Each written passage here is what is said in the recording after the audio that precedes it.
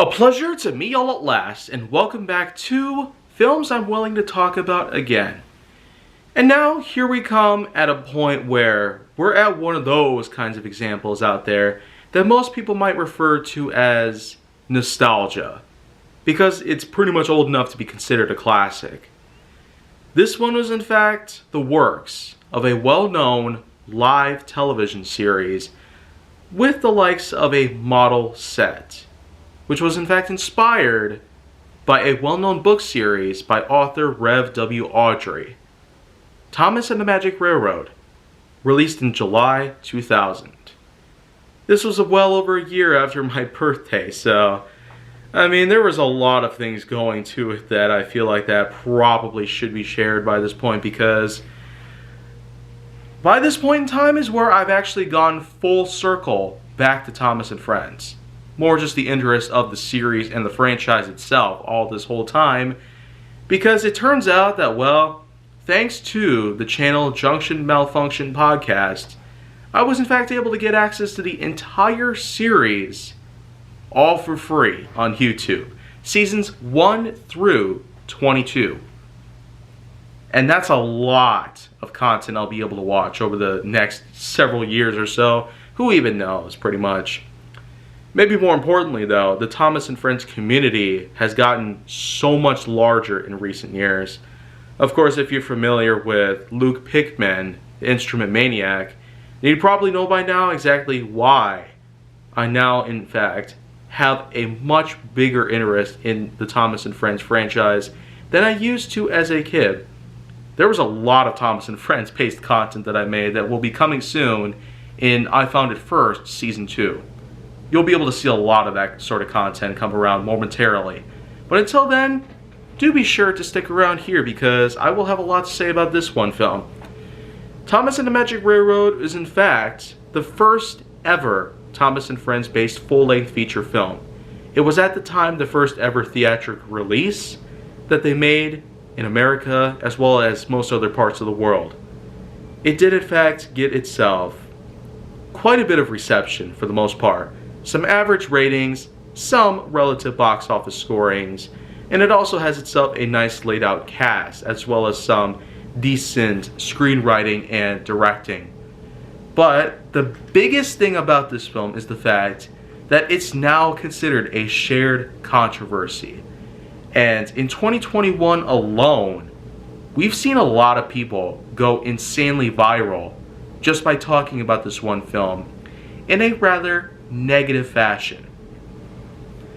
And I don't know about you, but there's just a lot of things out there that seem to be happening right now, but I certainly will not get over the fact that with all these people wanting to talk about the Magic Railroad in a bit of a different way than you might ultimately imagine, a lot of people actually happen to care about this movie because of a lot of things, including its story, its casting, as well as the many different character introductions that have taken place. So it is sure to be known by this point, by many, because people do consider it a classic nowadays. 22 years old sure is a long time that it passed by since it first got released in theaters.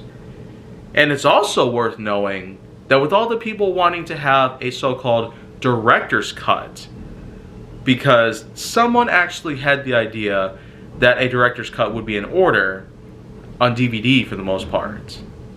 There was even talks about it supposedly coming out in 2019. Though I feel like that has yet to be confirmed, because I would so totally want to buy a DVD copy of that. I will pretty much get to some of the main reasons about why that's important in a moment here. The story of Thomas and the Magic Railroad goes like this. This is in fact a couple years after the ending of Thomas and Friends Season 5 had taken place in late 1998. The film starts simply by having Alec Baldwin, the narrator of Thomas and Friends Season 5, narrates the storyline of the film. A good majority of it is in fact done by himself. Baldwin, of course, stars as his own character known as Mr. Conductor. And a lot of changes actually had come around in order to make this a possibility for the finished product itself.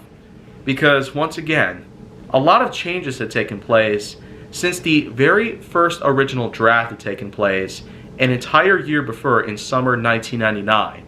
So, you could basically just say that when I was born, the Thomas and Friends Magic Railroad feature film adaptation itself was still in its drafting phase in terms of its scripture and its screenwriting.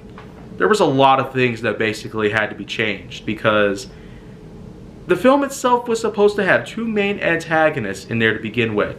A brand new Diesel character called Diesel 10, as well as a human character whom is of course the live action portion in itself, P.T. Boomer, whom as you know was played by Doug Lennox, who unfortunately died in 2015.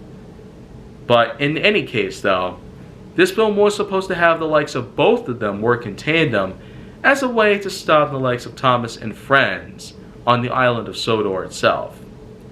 Of course, the main plot itself is really where it gets carried on to a point where some people might not realize how important that is and how it actually does have some connectivity between the real world and the island of Sodor. Because the thing is, Mr. Conductor has a supply of gold dust and a whistle to help him transport between both of these worlds. So you could say it's almost like interdimensional travel that happens. But nonetheless, this is a pretty important part of the whole thing itself, because what happens is that Diesel 10, in fact, arrives on the island of Sodor while Sir Topham Hatt, the Fat Controller, is out on a holiday. And Thomas goes up to meet Gordon, and then BAM! Diesel 10 speeds right past them, intending on finishing some so-called unfinished business. We eventually begin to discover this ourselves, because as the film alternates between the island of Sodor and the real world, we do get to see a lot of things happen. One of the main characters, known as Lily, played by Mara Wilson, the same actor who was in Matilda. And then of course we also have Peter Fonda, whom we would also remember in films like The Great Escape and Dirty Mary, Crazy Larry, just to name a few. But above all things considered out there, aside from the rather decent cast that it does have, I mean, it has part Dirty Mary, Crazy Larry, part Thomas and Friends Season 5, and part Matilda, all blended in together into one piece. And as for the engines themselves, rather than have Alec Baldwin simply utilize all of their voices, just like how he did in Season 5, that probably would have been an amazing touch. I mean, Baldwin nailed it with those character performances, especially as Gordon and Henry. I mean, they both certainly have quite a personality, and Baldwin was able to perfectly capture it for all of us. Although when Season 5 came and went, the Magic Railroad apparently had new voices for each of the characters. For Thomas, you have Edward Glenn. For Percy, Linda Valentine. For James has Susan Roman, which was a pretty bad idea. I mean seriously, Susan Roman? Really?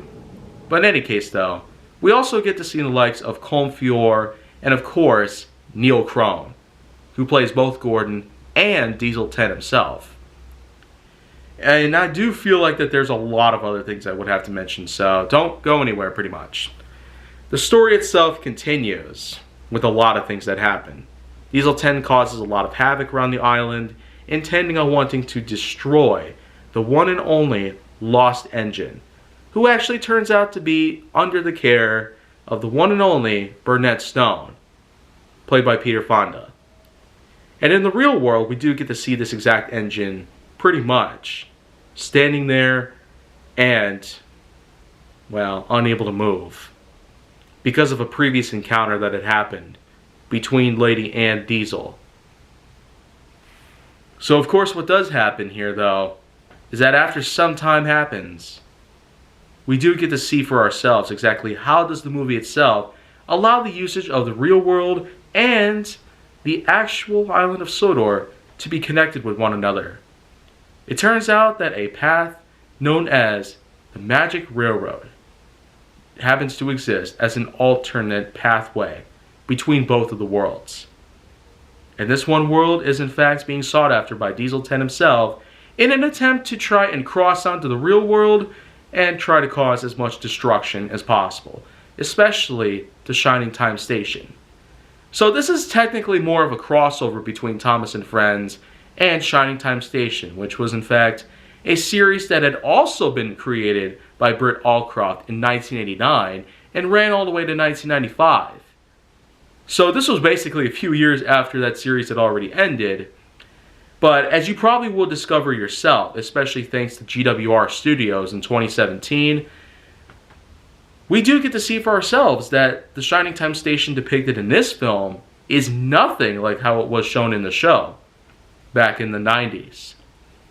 So that's one of several different things about this film that has in fact rendered it to be a not so well made movie entirely, which does allow a lot of people to think that it's a terrible thing to happen. But I could pretty much simply respond by saying that having a Thomas and Friends feature-length film, despite the many flaws that had taken place, despite the rather convoluted plotline and scripture, despite the many negative feedback that have, in fact, taken upon this one unique piece of cinematic technology, a lot of things are, in fact, there, just simply waiting for you to be seen to believe. For example, the casting itself was, in fact, a rather nice option to put together, though the engine work would have had to be done a lot better in order to make it optimal. Like, why couldn't they just have Alec Baldwin voice all of the engines in there? Gordon and Henry especially would have been more amazing and probably memorable, even with the fact that they are very minor roles. They do make some cameo appearances here and there. They do have a couple speaking parts. Otherwise, they're not as consequential as some of the others. Toby does come by pretty much for a good, solid moments right then and there.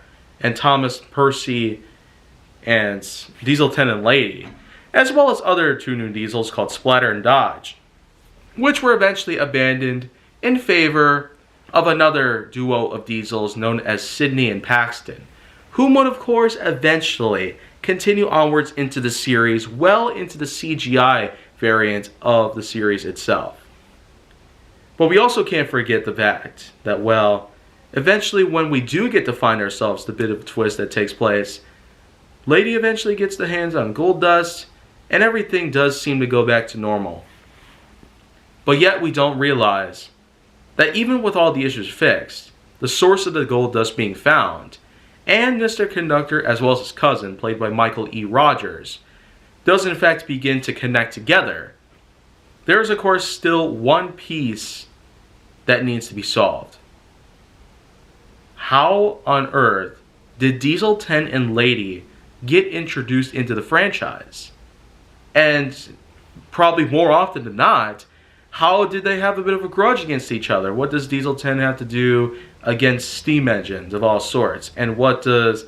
Actually, a lot of things happen to do with this film. I mean, it's just this part for the most part that I still can't quite put my finger on.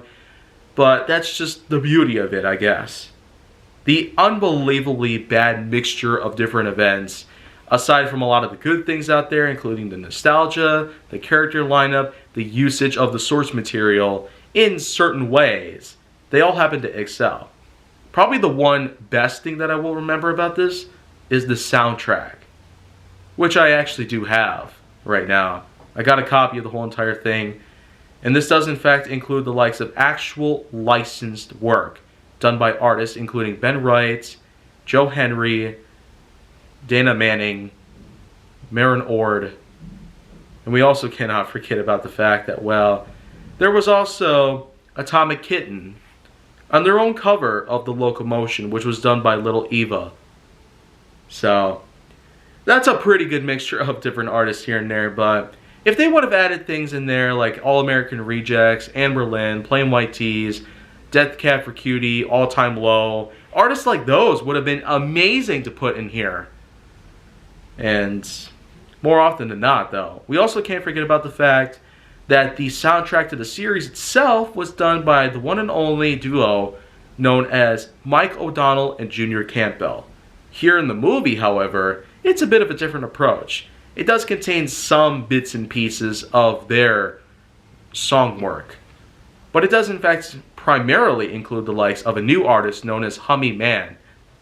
And the soundtrack itself is just chock full of some impressive bits. Some suspense, some action, and some rather exciting moments in there that really hook you right on into the action itself. Because as the movie goes by, especially with the moments involving Diesel 10, we do get to hear a lot of things out there. The supposed theming that Diesel 10 has. A big, scary, large, brown diesel engine with a giant claw on the top. Threatening, vicious, and intentful on destruction. So with this kind of film having that sort of near scary piece on there, which is supposed to intimidate kids, it really makes you wonder, if the entire film would have been done the exact way that Britt Aldcroft herself would have wanted, we probably not only would have had to deal with two different villains, Doug Lennox's character P.T. Boomer wouldn't have been removed and all that, and while the scenes involving him are pretty much cut and destroyed, somehow people were able to duplicate it, and you can in fact find clips of these scenes in action on YouTube. So, it just proves that somehow you can never truly escape the many, many, many pieces that apparently now exist. Some people were able to get their hands on these copies and the like that involve the likes of Doug Lennox himself, and they were able to get a hold of them and record them and have them stored away until such a time was necessary where they could bring them on back out and have them published to YouTube and other such places on the internet, so people can enjoy them for the most part. But also, since people can get a good idea of how the film probably would have ended up in if it were done the right way originally back in the day. But because of all these changes that had to take place, a lot of the controversies that had to be established just to ensure that the film was exactly right in the way that people would have wanted to be it, apparently this is what we end up getting instead. So, with all the talks about a so-called director's cut of the movie though, I really do wonder, could it actually be a possibility? I mean, and again, some people claimed it was a 2019 release, but that has yet to be determined. And more importantly, that has yet to actually be proven. If it does actually exist, then we should probably get our hands on some copies, just to see for ourselves how much of a difference does it make compared to the original. But in any and all seriousness, Thomas and the Magic Railroad might have a lot of confusing pieces in there that will need a lot of solving, thanks to the lore that's been published, and also thanks to the feedback given by a lot of people out there. But yet, I'm just going to simply sit back and just watch it as it is, from this point going forward. I never quite had a whole lot to deal with back in the day, so I spent a lot of my time watching movies on my VHS and DVD player, and also making content with my cameras, just like what I'm doing today, many years later. And so with that in mind, that is pretty much all I will be able to offer for today's segment of this whole entire series. And this is a pretty long episode that I made here, so I do apologize if some issues might be prevalent, but if you want to see more, go down to my channel, then make sure that you like, subscribe, comment, follow me on social media, and stay on the Hollywood side.